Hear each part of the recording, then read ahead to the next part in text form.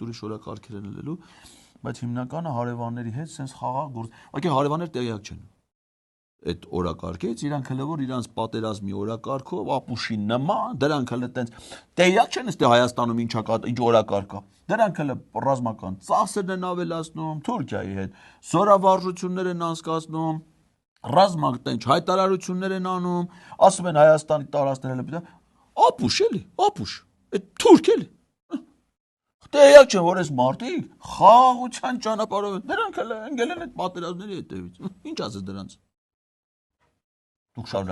շարունակեք այ մարդ, խաղաղություն, դուք բերեք այդ ձեր խաղաղ, այն 20 թվին ոնց բերիք։